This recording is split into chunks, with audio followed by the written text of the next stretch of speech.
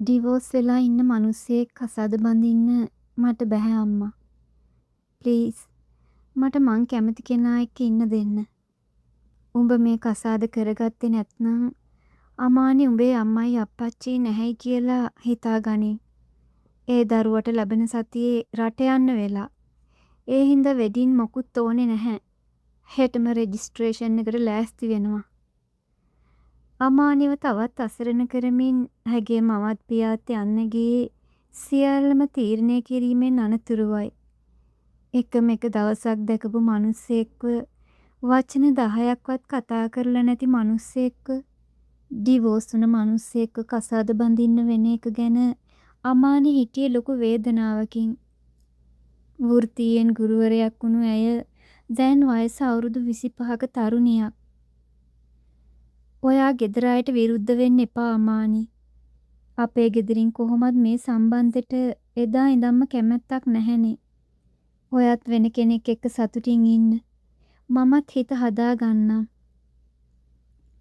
සැනසීමක් හොයාගෙන අමානි ඇමතුමක් ගත්තේ තම පෙම්වතාට. ඔහුගෙන් ලැබුණු ඒ වදන් වලට පෑරිලා තිබුණු අමානිගේ හිත තවත් පෑරුණා කිව්වොත් හරි. මේ ඔයාමද කතා කරන්න ඉසුරු. ඔව් අමානි ඔව්. මං ඔයාට මේක කියන්නේ කොහොමද කියලා හිටියේ. මටත් ගෙදරින් ගර්ල් කෙනෙක් බලලා ගොඩක් කල්. මං එයාට කැමතියි. ඔයාටත් දැන් ඔයාගේ අලුත් මනමාලය එක්ක සතුටින් ඉන්න පුළුවන්. අමානිට තමන් ගැනම දැනුනේ අසරණකමක්. අවුරුදු ගානක ආදරයක් තමන්ට මේ විදියට සලකයි කියලා ඇය කිසි විටකත් බලාපොරොත්තු වෙන්නේ නැහැ. ඇය තම ප්‍රාණය දෙවෙනි කොට පෙම් කෙරූ ඉසුරුත් ඇයට ද්‍රෝහි වෙලා. අමානියගේ ප්‍රේමය රැකගන්න නොකිරූ දෙයක් නොමැති තරම්. නමුත් ඇයට තේරුණා ඉසුරු තමන්ට ඇය මෙන් පෙම් කළ නොමැති බව. තෑන්ක්ස් ඉසුරු. එහෙනම් අපි නවතිමු. ආදරේ කියන්නේ හිමි කර ගැනීමම නෙමෙයිනේ. මට සතුටුයි මං අවංක වුණ එක ගැන. බුදු සරණයි. අමානි ඇමතුම විසන්ධි කර දුරකථනයේ පසකින් තබා ඇඳේ දිගා වුණේ උඩු බැලි අතට. ඇයට වසර ගණනක අතීතයේ එකවර අමතක කරන්න අපහසු වුණත් එය කළ යුතුයි. එක් අයෙක් පමණක් ආදරය කරන තැනක කැප කිරීම කරන තැනක ජීවත් වෙන එක ගොඩාක් අපහසු දෙයක්. විවාහයෙන් ඒ කෙලවර වීමට පෙර තම තමන්ගේ ගැළපීම් නොගැළපීම් හඳුනාගෙන ඉන්න එක ගොඩක් වැදගත්. අමානි මෙන්න ඔයා හෙට අඳින සාරි එක. ඔයා ගොඩාක් ස්ටයිල් කරන්න ආස නෑනේ. ඒ හින්දම මම චාම් සාරියක් ගෙනාවේ. අමානිගේ මව කාමරේට ආවේ ඇගේ සාරියත් ආභරණත් අරගෙන. ඇස්සල තිබුණු කඳුළු ටික ඉක්මනින්ම අමානි පිහදගෙන ඇඳ විට්ටමට හේතු වුණා. ඔයා දුක් වෙන්නේ කිසිම වටිනාකමක් නැති දෙයකට දුව. ඔයා සේරම දැනගන්නකොට ගොඩක් පරක්කු වෙලා තියෙයි. ඔයා අපිට දැන් වෛර කරයි. බලෙන් කසාද බඳපු එක ගැන. කමක් නැහැ දුව. දවසක ඔයා සතුටින් ඉන්නවනම් අපිට එච්චරයි. ඇය අමානිගේ හිස අත ගාමින් එලෙස කීවේ කුමක් හෝ දෙයක් සිතේ හංගගෙන බව අමානිට හැඟුණා. කොහොම නමුත් ඇයට තවත් තම මව ඉදිරියේ කඳුළු සංගවාගෙන ඉන්න නොහැකි වුණා. ඇය තම මවගේ පපුවට තුරුල් වෙලා හැම වේදනාවක්ම කඳුළු කළේ තදින් දෑස් පියාගෙන. අඬලා හරි ඔයා දැන් හිත හදා ගන්න අමානි. නැත්නම් දවසක ඔයාට අඬන්න කඳුළු මදි වෙයි. ඉනෝකා දියණියගේ හිස අත ගාමින් ඇගේ හිත සැනසුවා. දවස ගෙවිලා ගියේ ඉතාමත් ඉක්මනින්. අමානිගේ නිවසියන් හැමෝම මංගල්‍යයට සූදානම් වෙද්දී අමානි කලේ කාමරේ මුල්ලකට වෙලා කල්පනා කරපු එක විතරයි. අවුරුදු ගානක් ආදරය කරලත් ඉසුරු ගැන හරියට තේරුම් ගන්න අමානිට බැරි වුණා. ඒ තරම් ආදරයක් තිබිලත් ඉසුරු වෙනස් වුණා නම් නන්නාඳුන පුද්ගලයෙක් තමන්ට ජීවිතයේ අවසානයේ තෙක් ආදරය කරයිද කියලා අමානි කල්පනා කළා. තමන්ගේ හිතේ තව කෙනෙක්ට තැනක් දෙන්න පුළුවන්ද කියලාවත් අමානිට තේරුමක් තිබුණේ නැහැ. නමුත් ඇයට දැන් කරන්ට කිසිවක් නොමැති නිසාම ඇය තීරණය කළා නන්න ආදුනික පුද්ගලයෙකුගේ බිරිඳක් වෙන්න. පසුදින උදෑසන අමානිව හැඩගන්වන්න කෙනෙක් ආවා. ලා රෝස පාට සාරියට හැඩවුණ අමානිව ඇය විසින් සුන්දර මනාලියක් බවට පත් කළා. කණ්ණාඩිය තුලින් පෙනෙන තම සුන්දර රුව දිහා අමානි බලාගෙන හිටියත් ඇයට ඒ සුන්දරත්වයක් තිබුණේ නැහැ. ඇය හැඟීම් විරහිතව බලා වුණ පමණයි. "දුව, ඔයා ලෑස්ති වෙලා ඉවරයි නම් අපි පල්ලෙහාට යමු."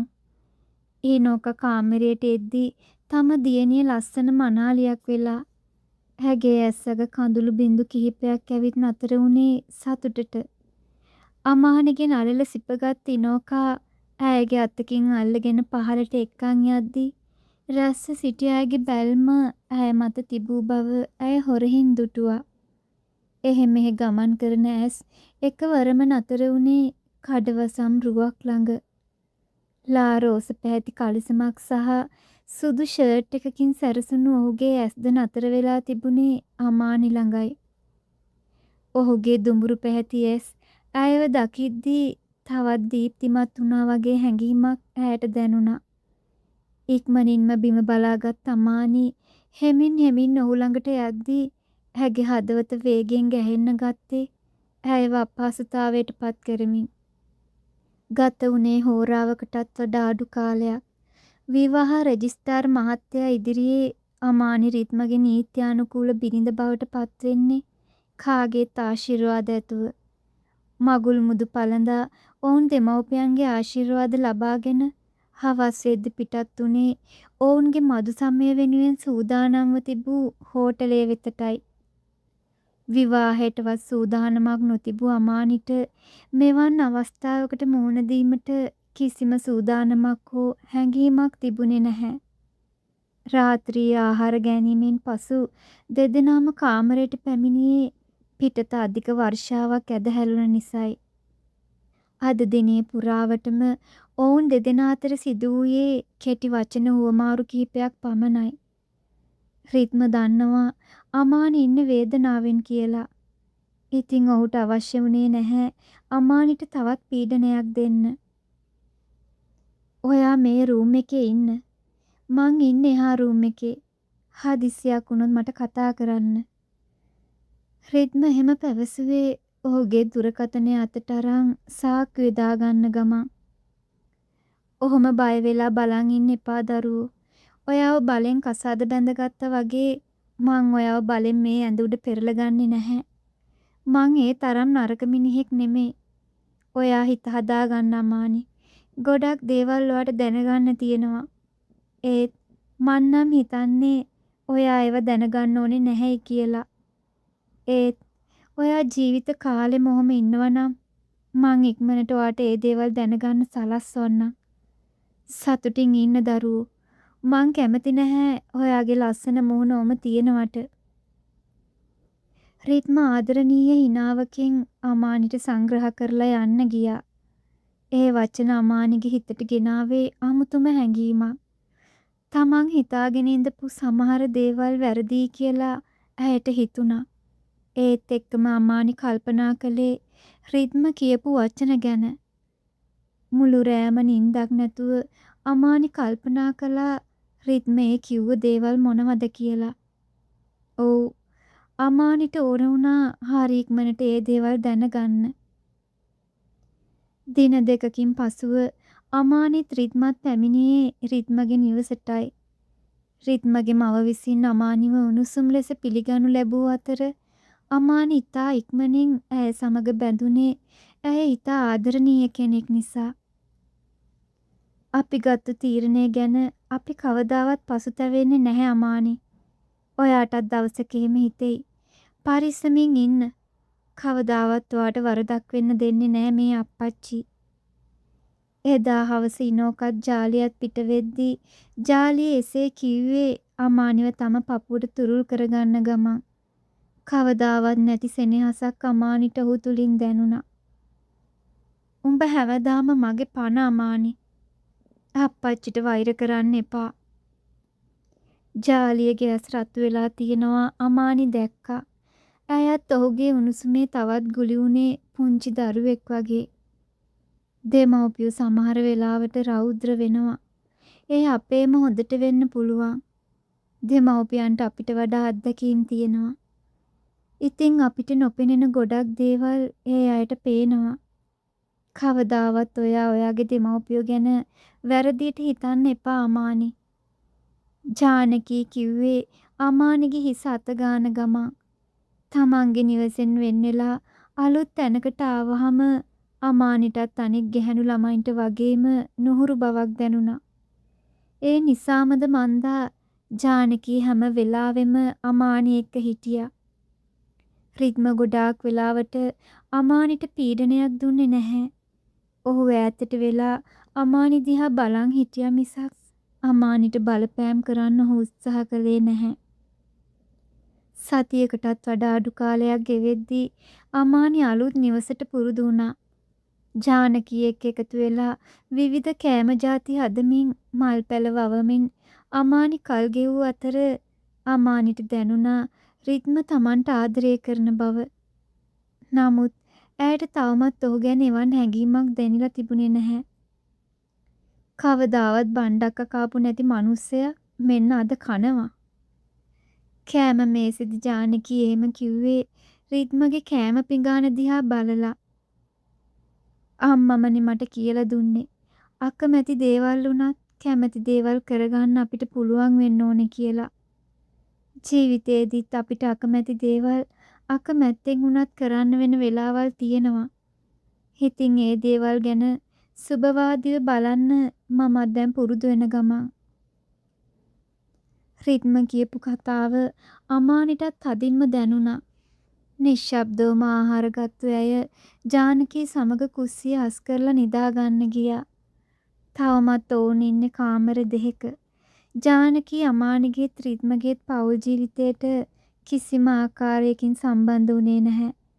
රිද්ම හැමදේම ජානකීට කියලා තේරුම් කරලා දීලා තිබුණ නිසාම ජානකී ඔවුන්ට කාලය දුන්නා ජීවිතේ හදාගන්න. සුපුරුදු විදියට අමානි පාසල් යන්න ගත්තේ රිද්මගෙන් ඊට කිසිම බාධාවක් නොවුන නිසා. ව්‍යාපාර රැසකටම උරුමකම් කියපු ඔහුට අමානිව ගෙදරට හිර කරන්න ඕන වුණේ නැහැ. ඉතින් ඇයට ඇගේ ආශාවන් ඉෂ්ට කරගන්න නිදහස දීලායි තිබුණේ. පාසල් අවසන් වෙලා අමානි ආවේ ෆුඩ් සිටි එකට බඩු වගයක් ගන්න. පාක් එකෙන් බැහැගත්තු අමානි එක පාරටම දැක්කේ ඉදිරියෙන් තිබු කොෆි ෂොප් එකේ ඉන්න ඉසුරුව. ඇයට දැනුනේ විදුලි සැරක් වදිනවා වගේ හැඟීමක්. ඔහු ගැහැණු ළමයෙක් සමග රණ්ඩු වෙන බව ඇයට පෙනුණා. අහේතුවක් ඇය එදෙසම බලා හිටියේ ඉන්නේ කොහෙද කියාවත් මතකයක් නැතුව. එකවරම ගැහැණු ළමයා හැරුණේ අමානි දිහාවට. එවිටයි ඇය හරියටම ඒ ගැහැණු ළමයාගේ මුහුණ දැක්කේ. ඇය ඉසුරුට කම්මුල් පහරක් දී වාහනයට නැග පිටත් උනේ අමානිවත් පුදුමයටපත් කරලා. ඉසුරු Tamanව දකින්න කලින් අමානි වහාම ඇවිත් වාහනයට නැග්ගේ ෆුඩ් සිටි එකටවත් යන්නේ නැතුව. අමානිට ඉවසීමක් නැතුව හිටියේ රිද්ම නැවත පැමිණෙනතුරු. ජානකිත් භාවනා මධ්‍යස්ථානයට ගිහින් තිබුණ නිසා අමානිට සිද්ධ වුණා රිද්ම එනතුරු ඉන්න. කලබලෙන් වගේ ඔයා. ඇයි ප්‍රශ්නයක්ද? රිද්ම නිවසට ආපු ගමන්ම අමානිගේ වෙනස තේරුම් ගත්තා. ඇය ඇගේ අත් දෙකෙන්ම රිද්මට තේ එකක් හදලා දුන්නේ ඒ අතරෙදි. ඔයාගේ නංගි කොහෙද ඉන්නේ දැන්? අමානි ඇහුවේ බිම බලාගෙන. ඇයි එකපාරටම එයා ගැන අහන්නේ? රිද්මගේ මුහුණේ උනේ ප්‍රශ්නාර්ථයක්. මං එයාව අද දැක්ක ටවුන් එකේදී. ඉසුරුත් එක්ක. මොනවා? ඉසුරු? රිද්ම කලබල වුණේ අමානිවත් බියටපත් කරලා. ඇයි ඔයා ඔච්චර කලබල වුණේ? ඔයාගේ නංගි ඉසුරුයි අතර තියෙන සම්බන්ධය මොකද්ද? අමානිට ඉවසිල්ලක් නැහැ ඒක දැනගන්නකම්. රිද්ම එක උගුරට තේක බීලා ඉවර වෙලා අමානි එක්ක ආවේ එළියට. ඔයාම මේ දේ ඇස් දෙකෙන් දැකපු නිසා මං කියන්නම් අමානි. ඊට පස්සේ ඔයාම තීරණය කරන්න අනික් දේවල්. රිද්ම සූදානම් වුණේ මෙතෙක් කල් අමානිගෙන් සැඟවූ දේ ඇයට පවසන්නයි. අමානිත් ඔහුට ඇහුම්කන් දුන්නේ ඇයටත් සත්‍ය දැනගන්න අවශ්‍ය නිසා. ඔයා මගේ නංගි කියලා හිතන් ඉන්න කෙනා ඇත්තටම මගේ නංගි නෙවේ. එයා අපේ අම්මගේ නංගිගේ දුව.